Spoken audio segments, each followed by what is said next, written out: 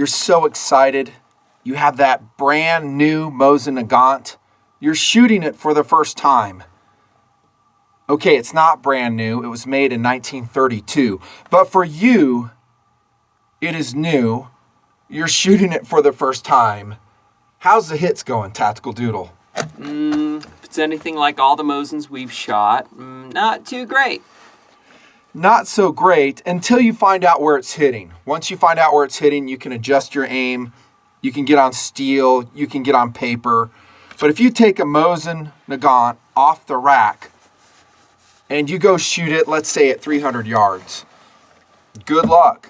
It's rough. Maybe it's because we suck.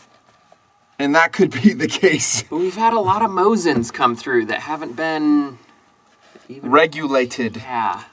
And that's what this video is about.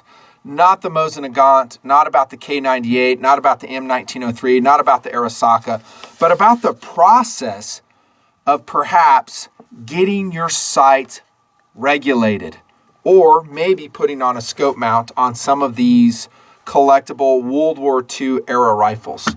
And we are in the bunker, ladies and gentlemen, Tactical Doodle. Glad to have him, love having TD with me.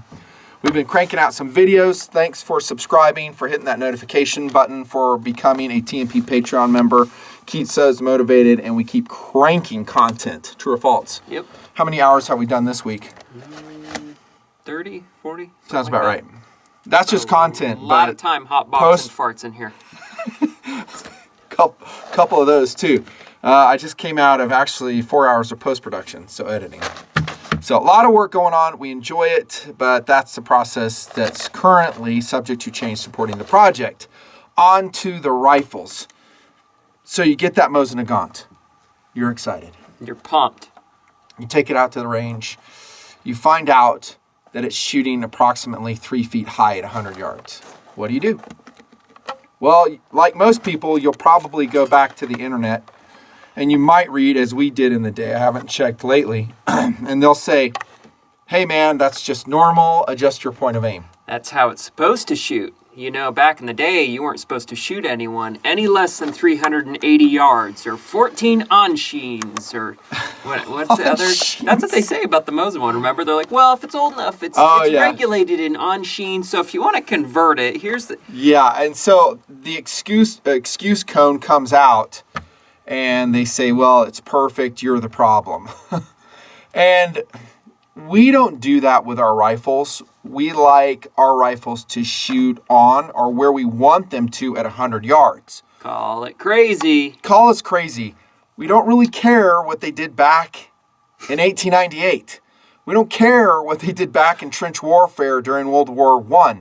Well, it was only regulated to 450 yards with a bayonet on. So you need to affix a 2.5-pound bayonet. We hear that one a lot too. And then you're going to be on. All that is a bunch of nonsense. It's a bunch of horse shit. And so what we do and what we have done is we fix our sights on most, not all, on most of the guns.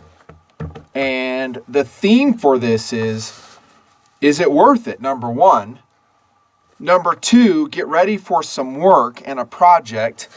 And number three, if it does work out and you get the right system for that collectible Arisaka 1903, 2447, SKS, you're going to be happier. I guarantee you're going to be happier because you're happier when you hit what you're shooting at. So for guys to say, oh yeah, it's fine, you know, you're just shooting a Volkswagen Bug at 100 yards, that's all you need. It's a bunch of crap. And so you're dialing into this video to show or to perhaps learn from our mistakes. We've made more than a few and where we're at. Now, this is not state of the art, is it? No, not at all. We're not going to cover every system out there. We don't know what the new developments are on a lot of rifles. We may be going back to systems for these guns we bought years ago. That's not the intent of this video. What we're going to roll in is several platforms. By the way, the M1A is going to be included too. Oh, yeah. And we're going to tell you what we learned. To get on paper and shooting as accurately as we can at 100 yards. Well, we can't talk about everything because it's kind of a weird dynamic in the milsurp area, at least. There are a lot of little cottage manufacturers. Right. And you really get the impression that it's not so much dudes with a company. It's a guy that wanted to build his own certain site setup and decided, well, I'm going to do it. And then they start churning them out and sending them out of their garage because every time I see... Because they're enthusiasts, and yeah. a lot of those guys are very good, by the way. And that's a couple of the ones you'll see around here. They're just small little outfits that someone designed it and it worked well enough. And next thing you know, it's somewhat mass-produced. Look at the small parts we bought for our Suzuki V-Stroms. Yeah. A lot of the best parts that we got for those motorcycles, long gone. We sold them. We're running KTMs now. Love them, by the way. KTMs rock. Love the V-Strom, by the way. It's a great motorcycle. Great bike. But like the shock stabilizer, that was made by some enthusiast. A lot of the coolest parts made for those motorcycles are made by enthusiasts. So not big manufacturers. Like TD says, that's what they're coming from. And we may or may not have the direct connect information where we got something, because there's this one front site that I put on a Mosin. I clicked around on the internet. I looked through my records to find out where I got it. I ain't seen it. Yeah, it's kind of a ghost. So maybe they come and go, and since it might be someone selling their stuff on eBay for 6 months, they're gone. Understand what we're talking about is actually, I think, correct me if I'm wrong, very low demand. Yeah. I don't think a lot of guys will go out and go through the hassle of getting their Yugo M48 shooting perfectly. They'll just adjust where it hits. They'll compensate for it. Oh, and by the way, they'll shoot it perhaps 2 times in their life. Yeah. Is that an exaggeration? They don't get a lot downrange. No. So, in the project, I mean, honestly, if we weren't doing TMP, we'd be the same way. Yeah. We'd probably get out once a year and shoot it, but we're reviewers. There's different projects, fun projects where we need footage. We like shooting them. So we were sending rounds downrange all year long, out of different systems, not just the ones you're seeing. So we're not shooting these all the time, but we shot enough to have an opinion that we kind of like to hit where we're shooting at. Okay, so then these stocks are these sights right here. Those are bone stock. I don't know. That looks like a higher front sight. We're going to talk about that. This is a beautiful Mitchell's Mausers M48 in the day, long gone, as he said they would be. Anyway, so you can run it stock and just compensate for sure. And by the way, the watch for the review is this cool Casio, and it is the EFR 558 chronograph. Comes in black, comes in blue, and I put on this red and navy blue strap on it. Awesome. And the knife for the review is an Artisan Cutlery Shark. Check this out. This is like a $45 knife, dudes. It's high value. VG10 comes in blue, black, orange, obviously. Orange is still one of our fave colors. Watch review and a knife review in the bunker with old-timey guns. Speaking of which, some guys might get excited. You would do anything to change the M48, your 2447, your Mosin Nagant. Here's the deal. I've said it in tabletop. It's your gun. Do what you want. Now, if it's super collectible and there aren't that many, let's say it's a sniping version of it, 1903, don't change anything. But a lot of the changes that we're making, I wouldn't say a lot, but I'd say about half of them, you can put the gun back to stock, no problem. Like installing a higher front sight, easy. There are a couple guns we've drilled and tapped, and it's a one-way road. But we made that decision. It excites us. The gun's going to be in my inventory, in his inventory, and his kids. If we can hang on to our guns. My biggest thing is value. The ones we've tossed sights on, the ones we've drilled, they weren't particularly rare.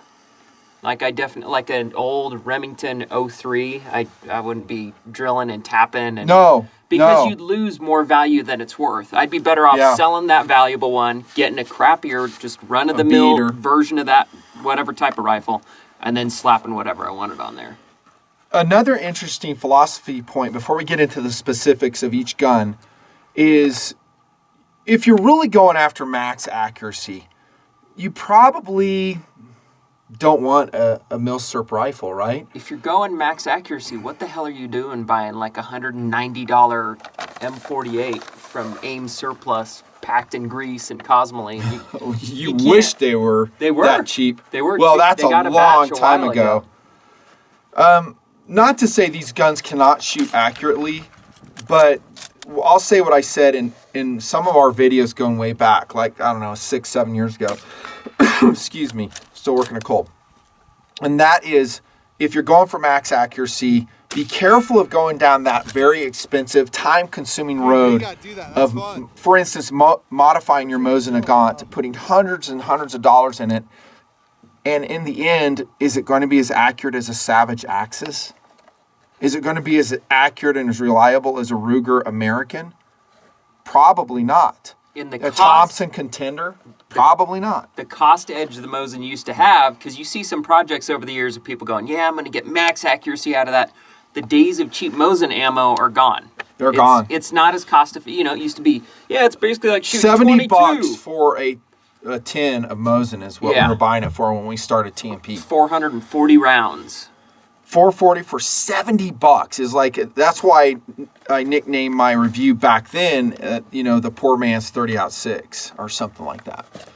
So, but if it's your rifle, it's not uber collectible, and you want it to shoot on point, go for it. So into it we go. And there are analogs too, like this is a good example. An M48, like you could modify one of these in good conscience a lot easier than like a K98, a collectible old German one. The differences between them are pretty marginal, but Yeah, and again, some of the mods we're going to show you are reversible. Yeah. They're not a one-way road. There's just a couple that we've done it with, and we thought long and hard about it, and actually we're pretty happy how they turned out. We do it all over again. So if that offends you, maybe not the best video for you. Just giving you a heads up here in the bunker in TMP.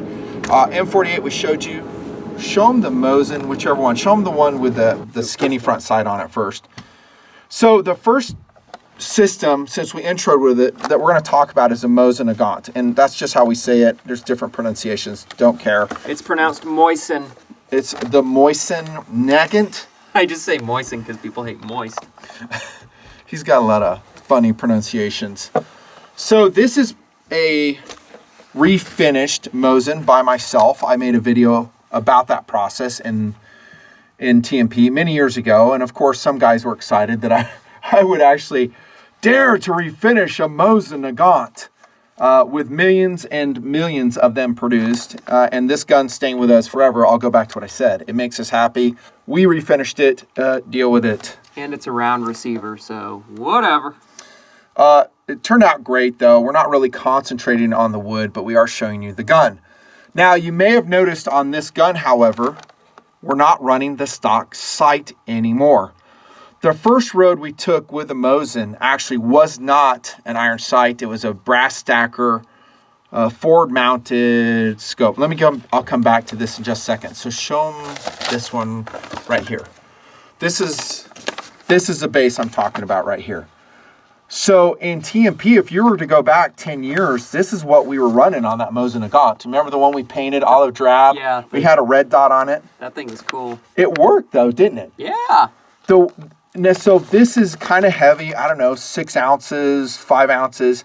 And it has tiny little screws that will go through your rear sight base here on your Mosin. It is a pain to install. It's even more of a pain to keep stable and not moving. We sheared off several screws, and I don't know if Brass Stacker has different generations of this coming out. When you do install it, I will say, and you get it solid, it can work, and it can make shooting the Mosin more enjoyable. The only sight you're going to run on it, though, since it is forward-mounted, a la Scout variety, is a red dot, or you're going to run like an extended eye relief scope, which there aren't really that many at my price range that I'm interested in. The ones we have are okay. We have one on a Mauser we're going to show you. It works fine. I wish it was higher quality and it was easier to really see through. But that is an option. There's another Mosin mount here too. Is it this one here? No, do it from the ridge. Okay, we'll show that later. There you go. Rock solid. Yeah, we'll get into that. So this is an option. This is the first thing we did to cure the Mosin not hitting on. Now keep in mind what we do in TMP. So we're not just reviewing, but We're going light on the drills these days because no one freaking watches those videos. So we have other things to do. If they get 100,000 views, like I said, we'll go back to the desert. We'll be doing Soldier Boy, Sledgehammer and all that stuff. But in the day, we were. So as a producer of the show, what I thought would be fun is that we do run a Mosin.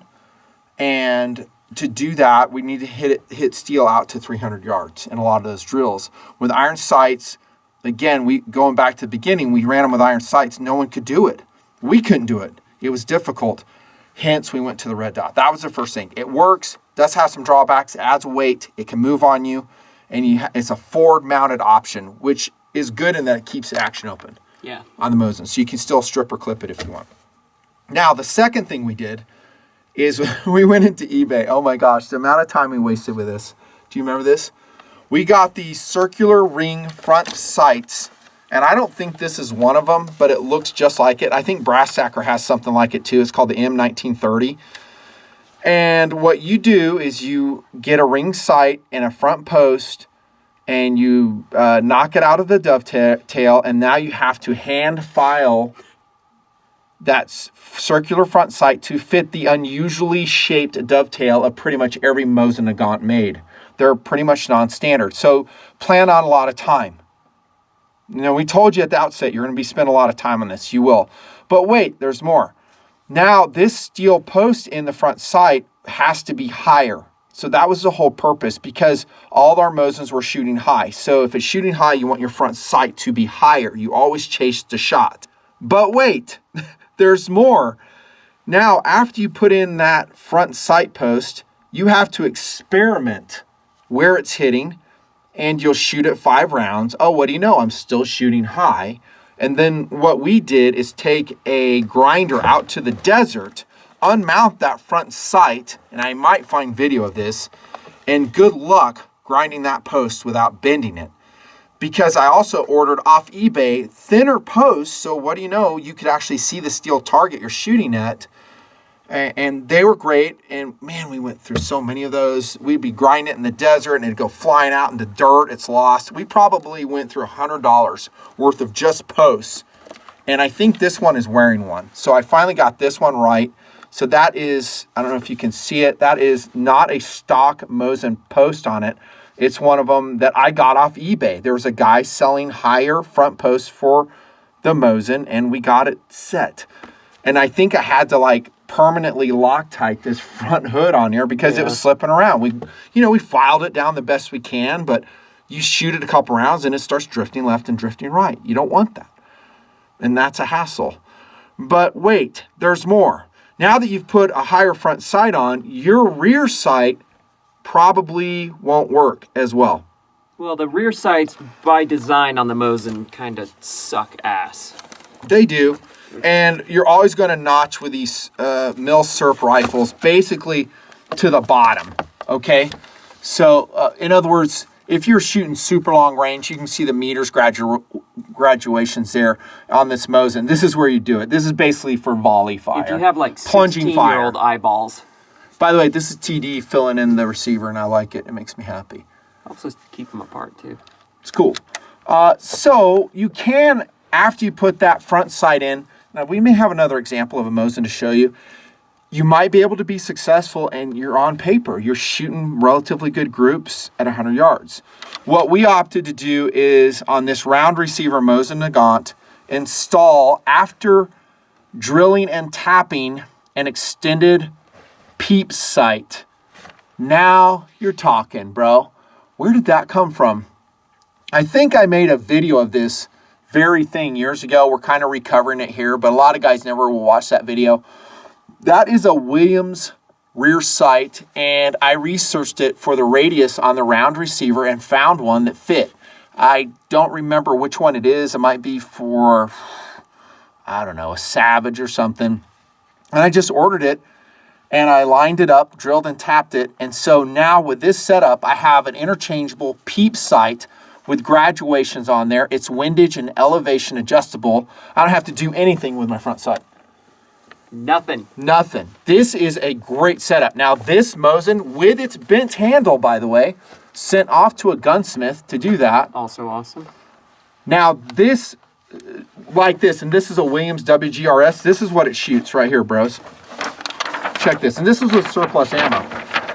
Boom, take that. Here's another one. Boom, take that. Now, could you possibly shoot that with a stock sighted Mosin? Yeah. I'm not saying that all Mosins are way out there and off. That's not what we're saying.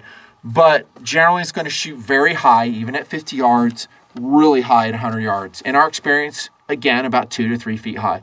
With all these Milsurp rifles, pretty much without any exceptions, they all shoot. You can't even hit paper. You're like, what the freak? Then you aim at the bottom of your stand, and lo and behold, you can hit it. Well, it's funny, if you read in, I think it's Canfield's 1903 book, you actually see a lot of the national match stuff, which looks just like this, that they used to have to do to the 1903s, and it catalogs all these different types. This year, that year, this is the Olympic one, this is the Lyman one. They had the same issues back then. And back then, they even had setups and different sight things for 50-yard ranges. So it's not like this is a new problem. It's not a new problem. And it's funny you bring the 1903 into it, because most of their sights are actually pretty good, for the exception that it needs a higher front sight, which we may remember to circle back to. Now, there's another option that we traveled for the Mosin to get it shooting accurately. This one involved a fair amount of work. I think we've made that clear, especially drilling and tapping this Williams WGRS sight in the rear receiver. I don't recommend it unless you feel like you're a gunsmith, because this is gunsmith territory. You're going to mark and if you mount it crooked, you've just dicked up your Mosin. This one's mounted straight, I think, and it shoots way on. It's a lot of work, though. It's a lot of risk. Here's another road we traveled with yet another Mosin with a downturned bolt, by the way, refinished in golden oak stock. This one, the bolt kind of squeaks, though, really. Yeah, we need to put some oil on that. It's a little messed up. I like the downturned bolts on these, though. It's pretty excellent. It's a huge difference. Yeah, so, this is the one I mounted crooked. Speak of the devil. So this is slightly mounted crooked. It is still a Williams WGRS sight. Can't speak. And this was my first go at it. And I thought I had everything matched up. What do you know? I didn't. But here's the deal. Since it has so much adjustability in it, we're still on paper with a sucker. But instead of going with that circle sight and the thinner front sight post, check out what we did on this one. This is the thing I was telling you about, and maybe it's still being produced. This is actually an aluminum clamp-on front sight for the Mosin. I don't like how that looks. It's our gun, bro. It don't matter. We want it to hit on, and like we said, well, I did drill and tap this, but you can remove this rear sight and just have two tiny little holes. Yeah. You could put thread screws in there to hide the holes. No one would even notice it, and then you can take this off. You can restore it back to stock like that. It's not like you chop the back half off and put a carbine tube on it. Yeah. Well, I like this because it was so easy to do. The front part, not the back part. And I don't really mind the looks that much, do you? It's a little bit clunky looking, but function is as function does. For $100 Super Serp rifle, I think we paid actually $89 for this rifle when we bought it. And not gonna find that deal today. Oh, it's a hex receiver. Nice looking stock though. So this shoots just as accurately as the other one. Grab that one goofy looking blade on the Mosin. Is it up here? Oh yeah. I want to show them that. So there's another one I actually bought a couple years ago in eBay, and it has the same type of deal. And I think this was like a garage manufacturer. And so this, I don't know if I've mounted this, but it has set screws on the bottom, but it's going to work exactly the same way right here. Okay, so it's an option.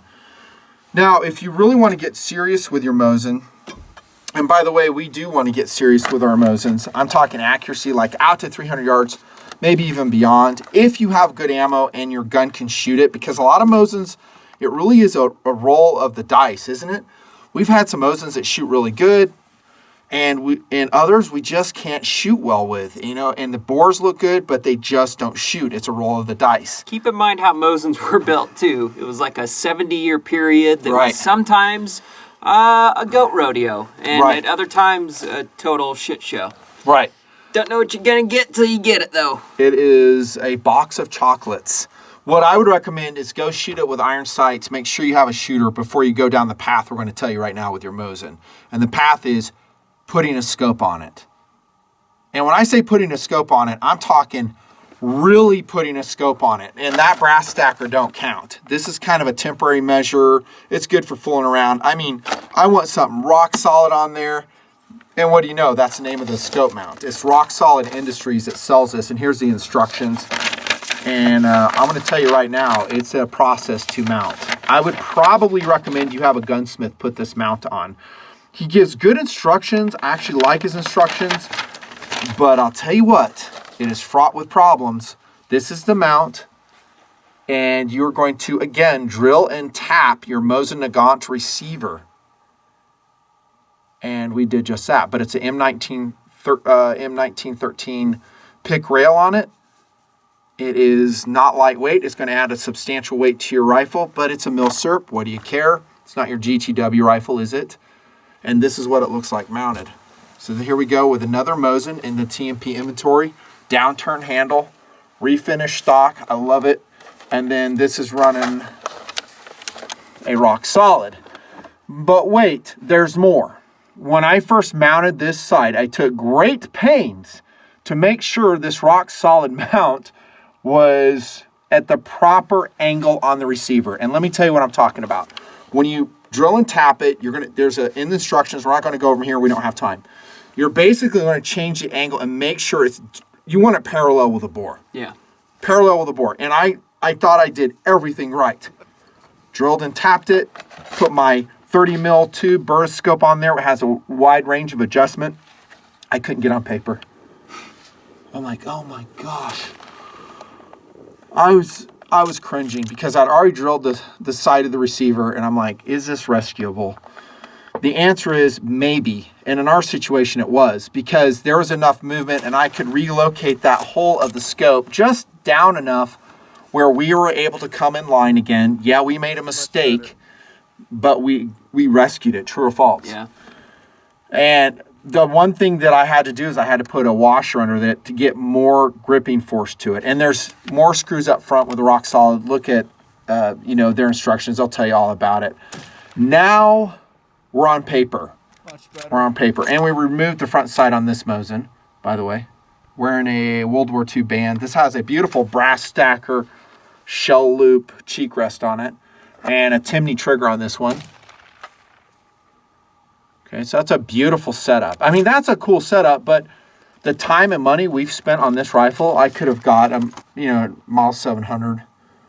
And, shoots better than this for sure. And what it doesn't have is the second cool of a Mosin Nagant outfitted like this. This is a cool setup. I wouldn't do this unless I was an enthusiast for the platform, or I saw those pictures, that Ukrainian dude with his new Mosin mods that he did a couple years back. That, otherwise, I don't know. I just feel kind of dumb putting all that work into something that's totally blown away by a Savage for about the same price. Yeah, and that's exactly right. But to be honest, when we put this gun together, those super high value $400 rifles were just coming into being. Yeah.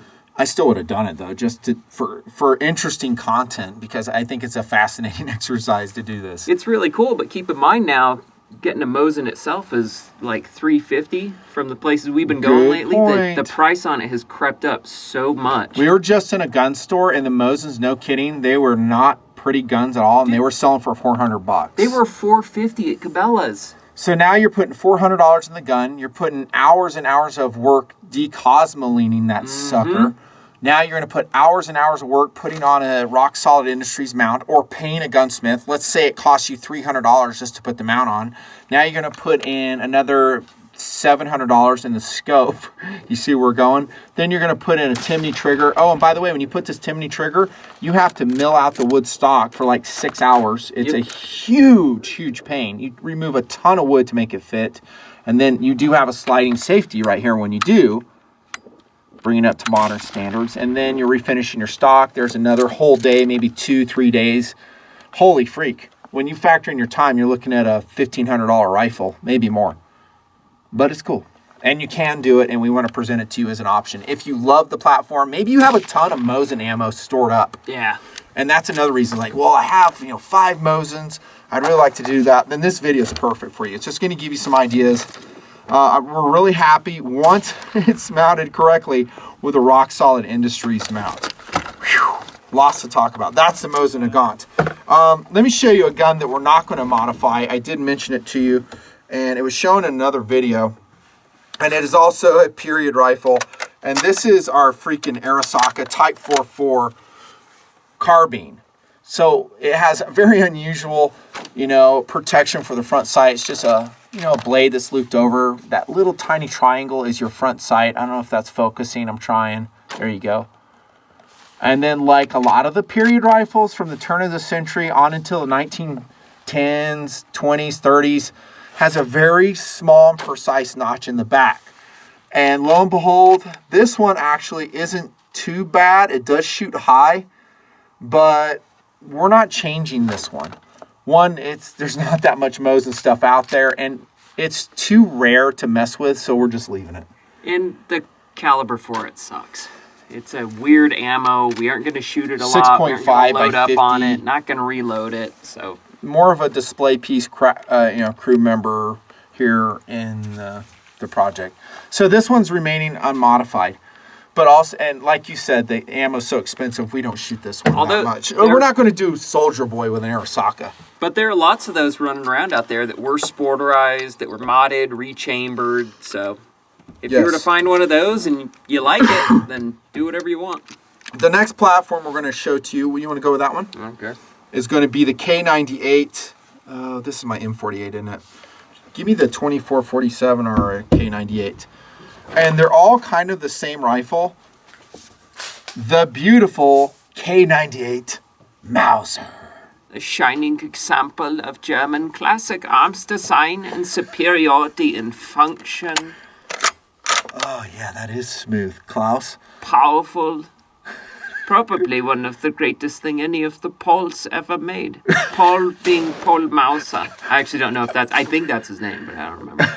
Paul, how would you say it? Paul? Excellent work, Paul. Paul. Paul, you have done a very good job. You make the Mauser look like a steaming shit pile that it always was. You mean the Mosin. Make the Mosin. What did I say? You said it looks like the Mauser. Perfect. Oh, you're too funny. So this is a great example of a K98. This is a higher grade Mitchell's Mauser. Back when they used to have them. Back when they used to have them. Beautiful gun, so smooth, controlled round feeding, 8mm Mauser, pretty powerful cartridge. But we have the same problem. We can't hit what we're shooting at 100 yards. We took it out, and not just this one, but grab that 2447, we're rolling in as well. The 2447, the M48, they're all the same. They're shooting super, super high at 100 yards. But they're meant to shoot that, no.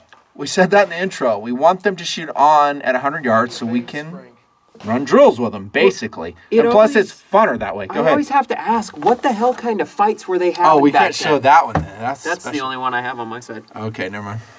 Like, what were they fighting? Did they just get within 300 yards of each other and go, whoa, guys, too close. Get further back. Move this is the sights. And they're like, oh, we got you. We'll move back. Okay. We would have liked to have observed the training regime for all these rifles. Yeah. For close in, 50 yards, what are they teaching their guys? I don't know. But for us, we embarked on yet another sight improvement project with the Mausers, the 2447s, not the M48. We're leaving that one unmolested. I think. Maybe I did. I think the 40. Yeah, I did change that one. Never mind. I take it all back. And what we did is put on a higher front sight. And that's not focusing standard, but that's what it looks like in its finished form. Now, not only did we do that, but then we paint it fluorescent orange for contrast for our drills. Remember, we're shooting steel targets. Can you guys see that? Kind of, sort of. You get the picture. Let me show you, though, what that higher front sight looks like when I order it from Brownells. Boom. Look how thick that thing is. I mean, it is very fat, it's triangular, and what you're looking at is a very time-consuming milling job. So it's a little tiny piece, but guess what? It's got to be milled into the dovetail of your K98 or your 2447, and have fun with that. This project I did not do. I gave it to a gunsmith, Yoda, Impact Guns in Ogden. He did a great job. He said it was time consuming because then again, you're changing the impact of the front or the height of the front sight, and you've got to zero it. And then you take the front sight out, you shoot some more rounds, then you zero it again. It was time consuming, and I paid him to do it, and I'm glad I did. I don't want to do that job. Could I have done it? Actually, I did do one. I did do one of our guns, and that's what spurred me to not do it again because it was such a pain. I think it would be great if you had like a range at your house. Yeah. So a 100-yard range that you can just grind, tap it in, shoot some more, but go into the range, you get the picture. So this is the M48, and this I think has a higher front sight, but I just didn't paint this one yet. And now we're going to show you another Mauser. This is a tanker Mauser. This is a Mitchell's Mauser, very short run. Look at this cool little gun. So this is a K98 that was really never produced. There were rumors of it, according to my understanding, that there was a tanker version, a short version of the bolt-action rifle. So bless his heart, Mitchell's Mausers went out and decided to go to the Zastava factory and have it produced. And so this is not in 8mm, it's actually in 308. Awesome. And here's that recoil pad we usually shoot our Mausers with, by the way, that will increase our length of pull. And here's the front sight modification we did to this 308 one. So it's the same process, and it's a pain in the butt. And I still am not super fond of the Mauser rear sight. It's very low. In low light, it's hard to acquire. It is precise, but compared to a 1903, compared to a Garand, it sucks. I ain't going to say it's horrible. All the American sights through both world wars just kicked ass of everyone else. So much better. But with that grind, I mean, Yoda did a really nice fine spire tip on this. And so you can actually get a very fine sight picture. And what do you know? They're on at 100 yards. Yeah. So now that brings enjoyment to your rifle that you can actually hit what you're aiming at. But maybe that's not enough for you. With your K98, your 2447, your M48, or any derivation thereof. Turkish Mauser, your Syrian Mauser, your Paraguayan Mauser, your Uruguayan Mauser, your Brazilian, I assume Puerto Rican at some point, your Portuguese. Iranian? Mexican Mausers. I think Iran may have had one too. Jamaican? Pretty much anyone with like 2 nickels to smack together back in the day would buy a Mauser for some reason. It's a great gun design. There's a lot of copies. Except for Japan. They insisted on making their own system in the Arasaka, whatever the hell that was about. Arasaka. So, whatever derivation, country of origin you have with a K98, maybe you want to scope it. It is possible. We have not traveled every road to scope it, and there are several. For instance, before I show you this one, this is, where did it go? Oh gosh, that's the brass stacker version. And that's kind of on the smaller side for some of the full-on scopes. There are some that are... Let's be fair, they may have modified this. This is an earlier generation. This is like 7 years old. From what I've seen of the new ones, it still attaches the same way, though. Oh golly. This thing weighs like a pound. It's really heavy. Maybe not that much, but it's 10 ounces. I can never bring myself to mount this on the gun. It's just, and it's ugly. I'm sorry, it's hideous. I just couldn't do it. It has a certain mounting, convention here. I looked at it and I was like, I really want to scope a Mauser.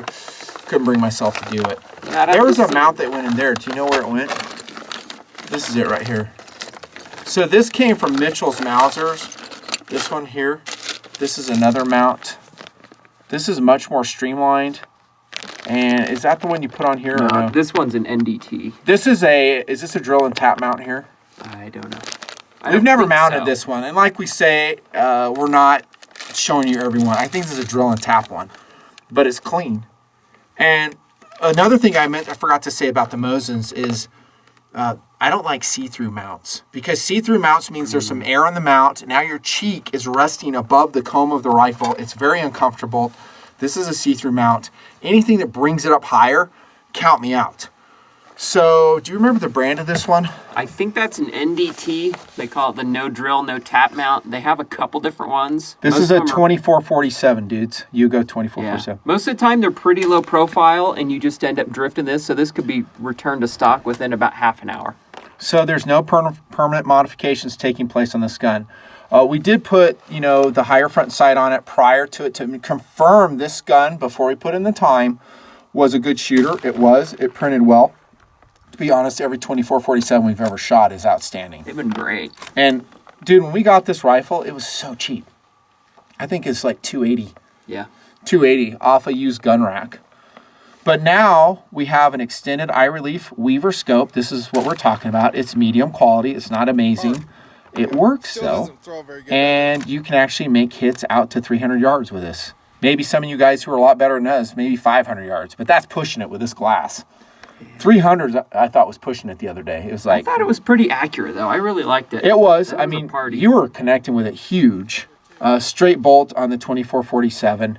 And the cool thing about it, there's some cool things and some bad things. One, we mentioned already, you can return it to stock, no problem. That's awesome. It's lightweight. That's super awesome. It's very compact, so we don't have a big thing, occluding like we do with the Mosin that we did.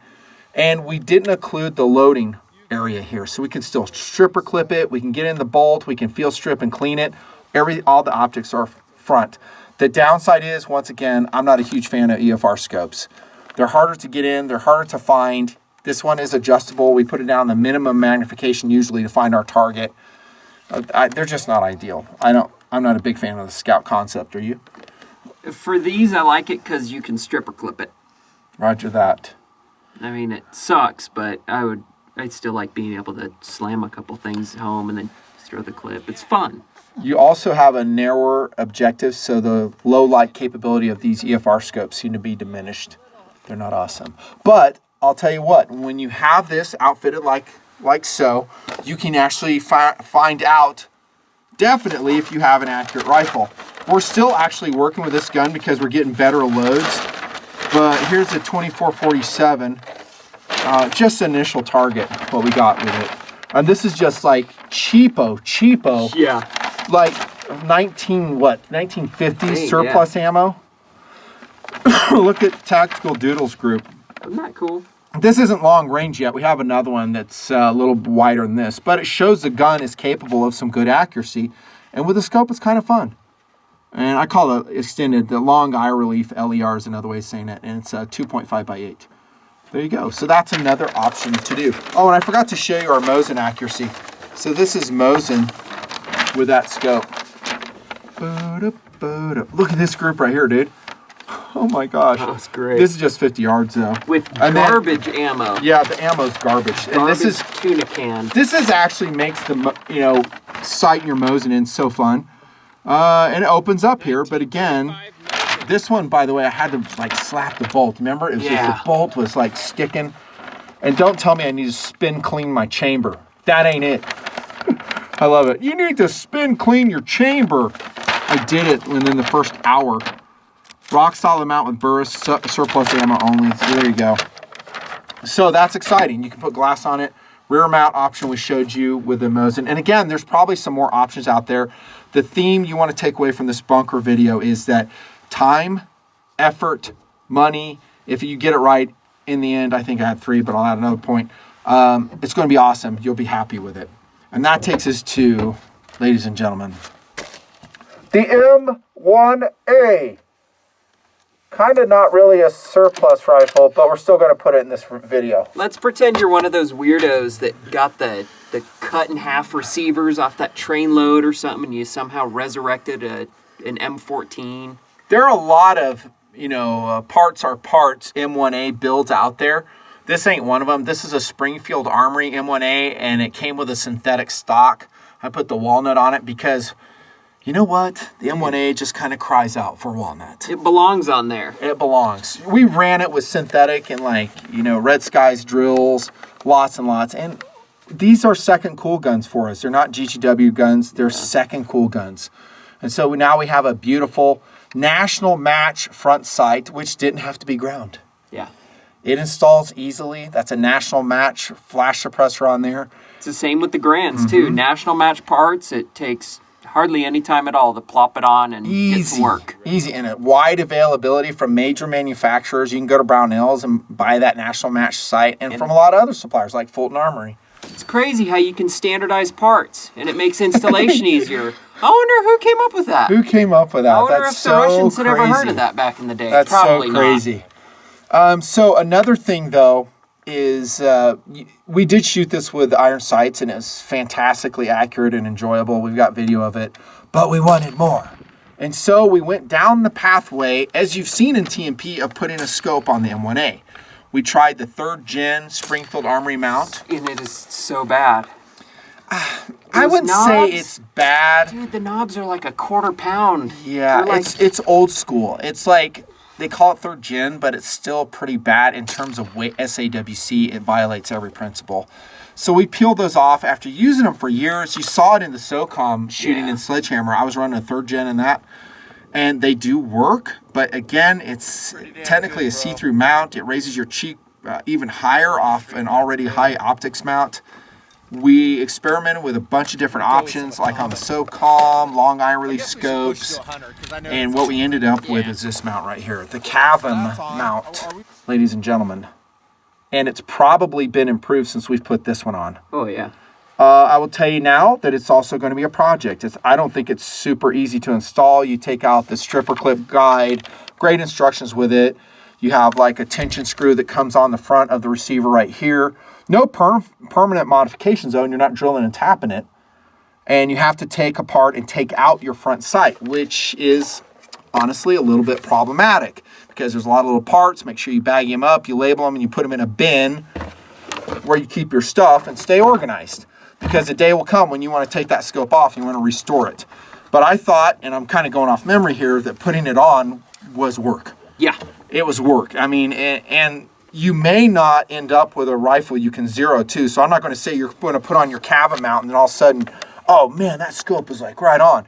You may run out of elevation just like we did with the Mosin Nagant. And I will say, some projects, when you're into firearms, some of them you kind of like decosmolining or Don't mind it. prepping the wood or, doing Don't mind something it. that's exciting and it's Right. kind of rewarding and fun. I distinctly remember this one being a tremendous and complete pain in the ass that I sucked hated it. all enjoyment out of it. Hated it. So it's not necessarily a good thing when you hear, yeah, it'll take you a day. It's a project. I hated it. And I think there were some alignment issues I worked on. I can't really remember, but it was a pain in the butt. The bottom line is I finally got it on to the point where it's working. And now I have a relatively low mounted scope. So this particular, I think it's a Burris, has a 50 millimeter objective. It's about as low as you can expect it to be on an M1A. Yeah. And now with that brass stacker cheek pad, just like you saw on the Mosin, that raises it up. You actually have a pretty comfortable platform to shoot through your scope. And that's a really cool setup, and it looks good too, don't you think? It's awesome. So unlike a lot of the optics mounts for the M1A, it's not bulky, it's streamlined. I love it. And so we've got, what rings on there? I think I've either got, I think those are PRI rings on there. I could be wrong. Some really nice rings. It's not a lightweight setup. It's not an added weight for sure, but maybe less weight than some other optics mounts. And here's the results. I wish they were better, but we don't lie to you on the accuracy. I wish I'd shot MOA. This is just the other day, and this is what we got out of it. This is a horrible group, albeit that's just PMC. 168 grain match, shooting pretty good. Here. I'm looking at about 2 MOA. I got lucky in this group. This American Eagle group is disastrous right here, if you ask me. But this goes back to what I said. This is a second cool build.